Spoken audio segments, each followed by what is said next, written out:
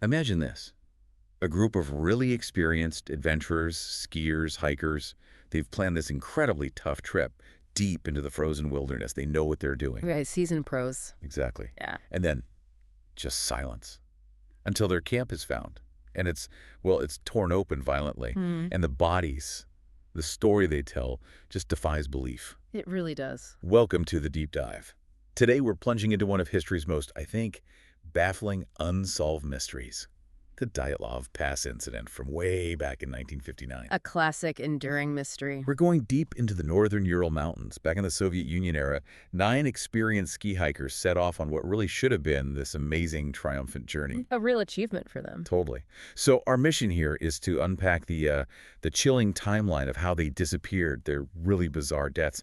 We want to explore the huge range of theories, some wild, some scientific that have popped up. Oh yeah, there are plenty of those. And also kind of understand the cultural impact, how this thing became such an enduring enigma. We'll be using details from the sources, trying to pull out those key bits of info that might help make sense of it all. Or try to, anyway. It's a tough one to make sense of. Let's start with the group itself. This was a team, mostly students and graduates, from the Ural Polytechnical Institute.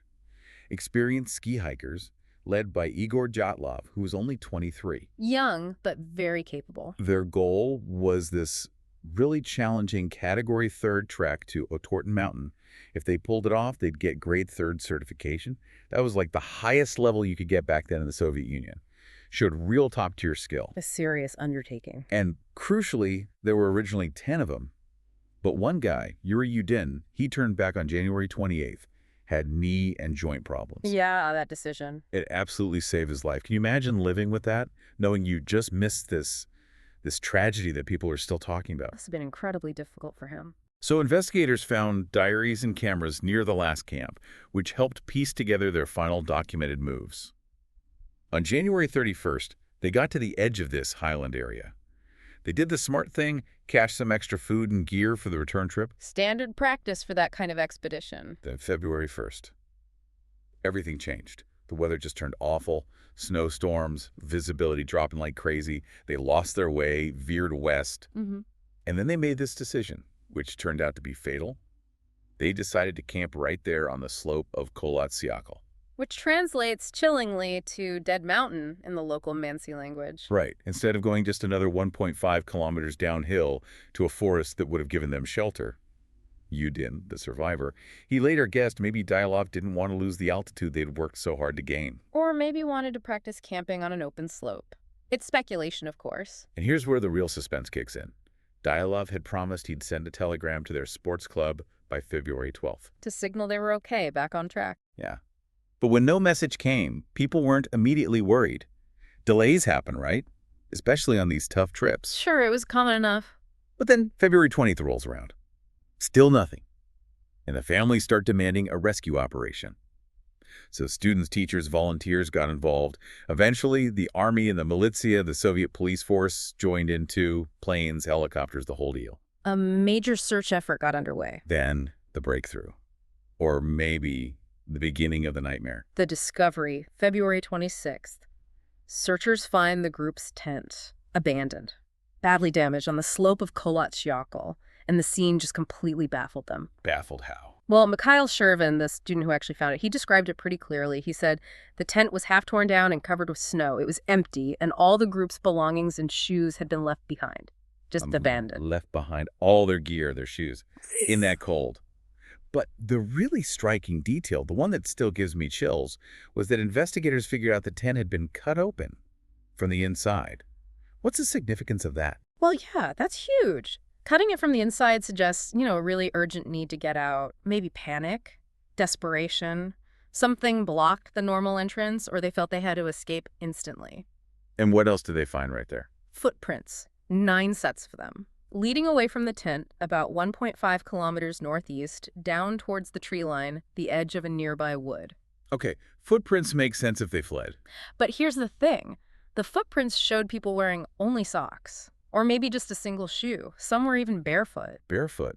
In the Urals, in February. That's Yes, insane. exactly, sub-zero temperatures. And these tracks, they were covered by snow after about 500 meters, which suggests whatever happened, whatever made them run, happened fast, and then the snow kept falling, obscuring the trail. So they follow these tracks down to the woods. Right.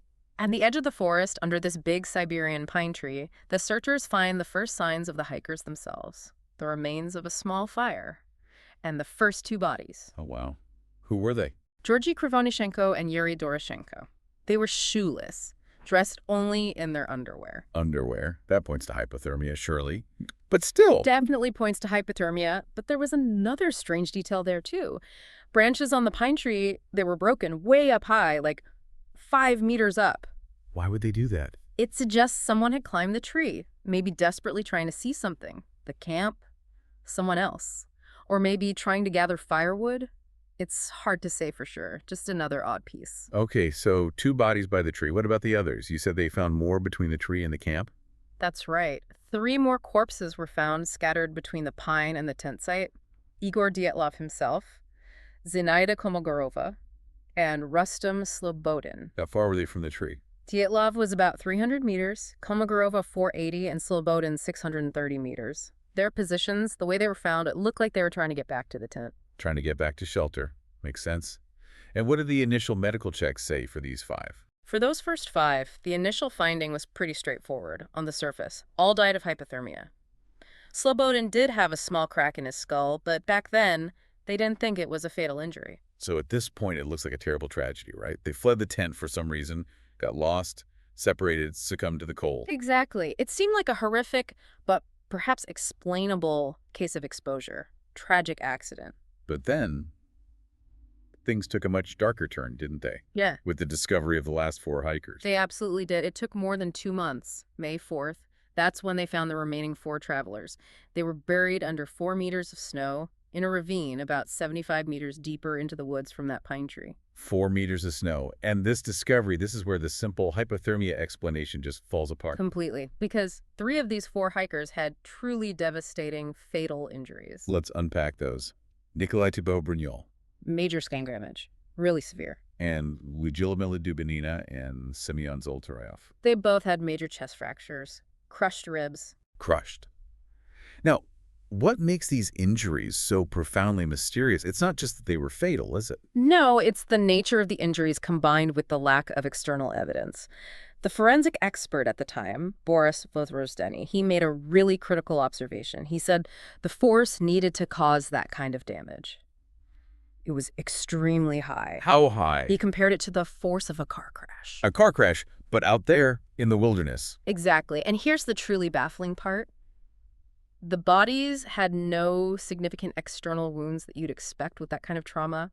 No major bruises, no soft tissue damage associated with the breaks. It was like they'd been subjected to this immense pressure, but somehow invisibly.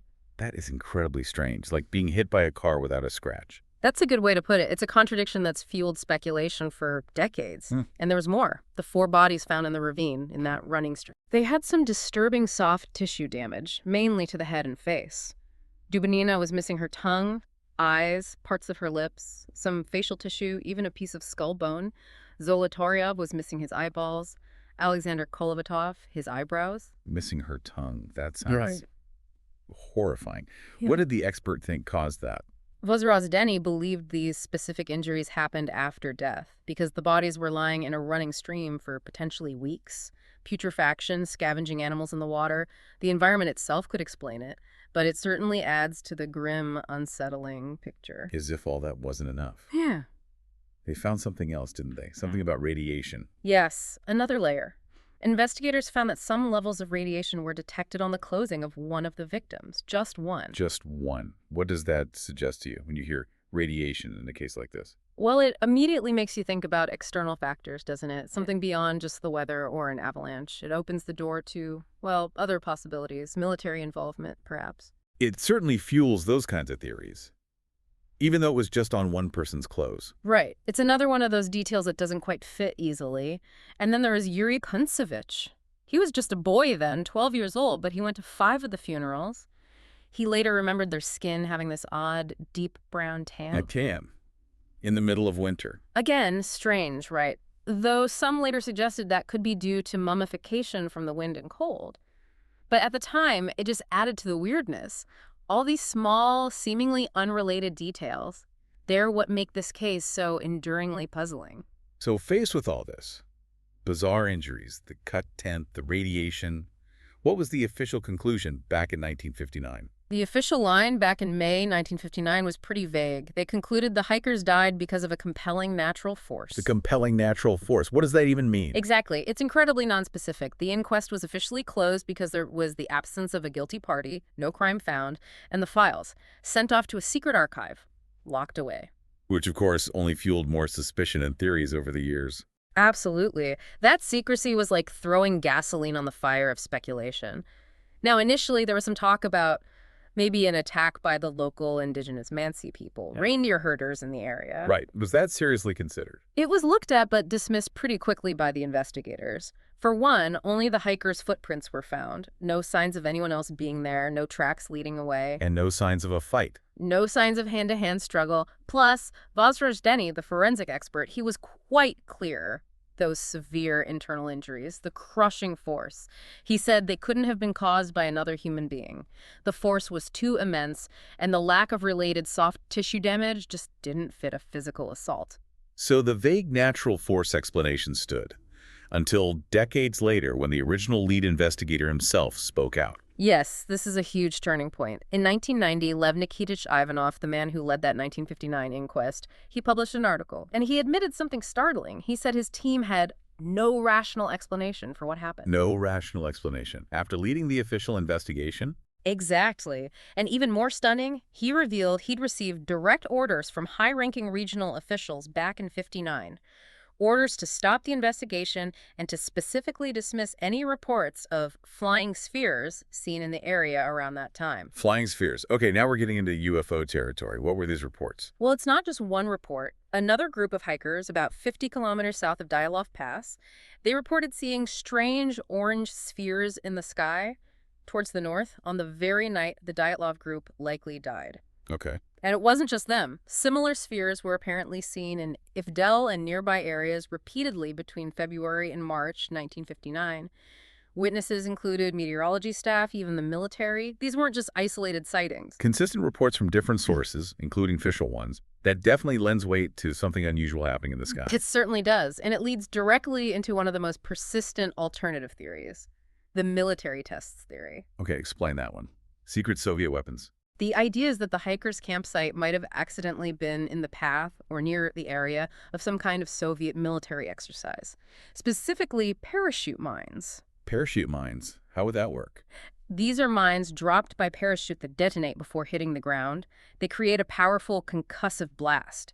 The theory suggests maybe the hikers were woken by these loud explosions, fled the tent in terror without shoes, couldn't get back. And the injuries. The concussion waves from these mines could potentially cause massive internal injuries like the chest and skull fractures with relatively little external trauma, which kind of matches what Vazraj Deni described, right? That car crash force without the external marks. Okay, that actually sounds somewhat plausible given the injuries. It does seem to fit some pieces, and this theory also ties into those sightings of glowing orange orbs. Could they have been military aircraft? Or maybe the descending parachute mines themselves. And the radiation? Does that fit the military theory? It could. It definitely fueled speculation about radiological weapons testing nearby, especially when combined with those early, possibly unreliable reports from relatives about orange skin and gray hair on the bodies. But there are counters to that, right? Yes. Critics point out that radioactive fallout would likely have affected all the hikers and their equipment, not just traces on one person's clothing. And as we mentioned, the skin discoloration could potentially be explained by natural mummification over 3 months in the cold. Also, while the Soviets suppressing the files seems suspicious, it was actually pretty standard procedure for them with any kind of sensitive domestic incident, not necessarily unique to Dyatlov. And eventually, all the files were released by the late 1980s. So the military theory is compelling. It connects some dots, but it's not a perfect fit either. The radiation evidence on its own isn't really a smoking gun. So decades pass. Conspiracy theories swirl. Military tests, UFOs, Yetis, you name it. Then, relatively recently, another big shift. Russian authorities actually reopened the investigation in 2019. They did, yeah. A significant development. But interestingly, they narrowed the scope quite a bit, didn't they? They were only seriously considering 3 possibilities. That's right. An avalanche, a specific type called a slab avalanche or a hurricane. The possibility of a crime, any kind of foul play, was explicitly ruled out from the start of this new investigation. Why the renewed focus on natural causes, specifically avalanches, after all this time? Well, the original 1959 investigation was, let's face it, limited by the technology and maybe the understanding of mountain environments back then. The reopening allowed them to use modern forensic thinking, computer modeling, and a more thorough look at the environmental factors. And what did this new investigation conclude? In 2020, Andrei Kuryakov, who was the deputy head of the regional prosecutor's office, announced their official finding, an avalanche. He said, quote, "It was a heroic struggle. There was no panic, but they had no chance to save themselves under the circumstances." So officially, it's an avalanche again. Officially, yes. And this conclusion got some backing from a 2021 study by scientists from EPFL and ETH Zurich.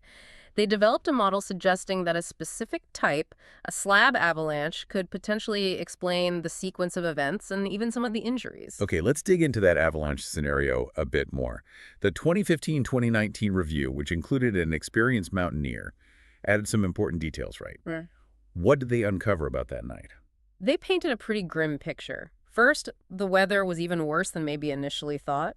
Genuine hurricane-force winds, 20 to 30 meters per second, a blinding snowstorm, and temperatures down to minus 40 Celsius. Just brutal. Absolutely brutal. These extreme conditions maybe weren't fully appreciated back in 1959, and crucially, they believed the hikers' own actions might have contributed. By cutting into the slope to set up their tent, they could have weakened the snowpack above them. Ah, okay. So they inadvertently created the conditions for disaster. That's the idea. During the night, this weakened snowfield above them slowly started to slide a slab avalanche. Not necessarily huge and dramatic, but enough to push down hard on the tent fabric, potentially blocking the main entrance. Which would explain why they cut their way out the side. Panic. Exactly, a panicked evacuation, cutting through the tent, trying to get to what they thought was a safer place down by the tree line, 1,500 meters away. And how does this modern avalanche theory explain why the group split up and met such different fates? It suggests a logical, if tragic, sequence. Once they reached the forest edge, freezing and disoriented, they likely tried different survival strategies. 2 of them, Krivonishenko and Doroshenko, in just underwear and pajamas, stayed by the pine tree, tried to make a fire, but died quickly from hypothermia. Okay. 3 others, including Dyatlov, were slightly better dressed, but still very light. They tried to make it back up the slope towards the tent, maybe hoping to retrieve sleeping bags or warmer gear. But they exhausted themselves and collapsed in the snow, succumbing to the cold at different points along the way. And the last 4. The ones with the terrible injuries in the ravine. Right. They were the best dressed of the group. The theory posits they moved further into the woods, trying to find better shelter or maybe dig a snow cave, an emergency bivouac.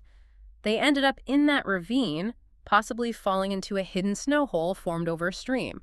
Or perhaps the sheer weight of snow above them collapsed, crushing them. That could account for the severe internal injuries without major external signs. So after all this time, we have an official explanation, backed by some modern science and analysis. It sounds comprehensive. It is. It tries to tie together many of the loose ends using natural phenomena. I'm guessing it's not universally accepted. Are there still people who doubt the avalanche theory? Oh, absolutely. You're right. Despite the official conclusion, there are still strong arguments against it from many researchers who studied the case for years. What are the main sticking points? Well, critics often point back to the scene itself. Was there really enough evidence of a significant avalanche? The slope wasn't that steep, typically not considered prime avalanche territory. Experienced skiers like Dyatlov and Zolotaryov, would they really have camped there if they sensed even a slight risk? Good points. And then there are the footprints again. Some argue the pattern didn't look like a panicked, chaotic flight you'd expect immediately after an avalanche. It seemed more orderly, at least initially. These doubts keep other theories alive. Okay, so the avalanche theory, while official now, still has holes for some.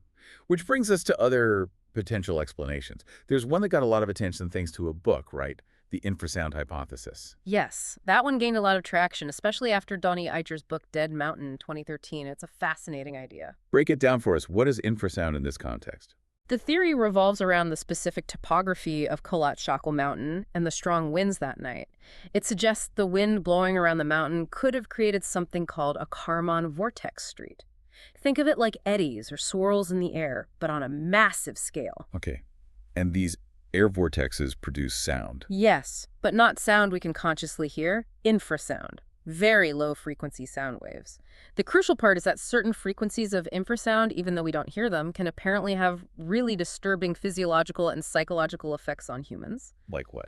Things like intense anxiety, irrational fear, panic attacks, shortness of breath, physical discomfort, even hallucinations. It can trigger a profound fight-or-flight response. Whoa. So the theory is that this unheard sound drove them mad with panic. Essentially, yes. I could propose that this infrasound, generated by the unique wind conditions around their campsite, caused such intense physical distress and mental panic that the hikers were driven to flee the tent immediately, by any means possible, hence cutting their way out. And then what happened? Once they got further down the slope, out of the direct path of this Kármán vortex street, the infrasound effect would have lessened or stopped. They might have regained some composure. But now they're out in the blizzard, freezing, disoriented, in the dark, unable to find their way back to the tent. And the injuries in the ravine. How does infrasound explain those? The theory suggests that in their disoriented state, stumbling through the dark woods, they fell into the ravine, leading to the severe traumatic injuries found on those last 4 bodies. It ties the initial panic flight to the later deadly injuries through disorientation. It's definitely a compelling alternative. It explains the panic without needing an avalanche. It does. It blends environmental science with human psychology in a really interesting way. And there's another wind-related theory, too, briefly the katabatic wind hypothesis. What's that one? Proposed by a Swedish-Russian expedition in 2019. It suggests maybe it wasn't an avalanche or infrasound, but an incredibly violent, sudden downdraft of cold air, a katabatic wind hitting the tent. So powerful it made staying inside impossible. Forcing them out. Right, forcing them to seek shelter lower down. And this theory suggests maybe they tried to build emergency snow shelters, and one collapsed, burying those 4 hikers and causing the crushing injuries. Again, trying to explain those specific severe traumas. So many theories trying to grapple with those core mysteries, the flight from the tent, the bizarre injuries. Exactly. Each theory tries to provide a coherent narrative for a set of deeply puzzling facts. It really is incredible how this single event continues to fascinate people. Decades later, it's become more than just an unsolved case, hasn't it? Oh, absolutely. The cultural impact of the Dyatlov Pass incident is huge. The pass itself, obviously, was renamed Dyatlov Pass in memory of Igor Dyatlov and his group. There's a memorial there now on a rock outcrop. A permanent reminder. And the initial secrecy from the Soviet authorities, combined with just how strange the whole thing was, it really fueled public interest, especially in paranormal or conspiracy-type explanations. You saw books like Anatoly Gushchin's The Price of State Secrets is 9 Lives back in 1990, pushing the secret weapon idea.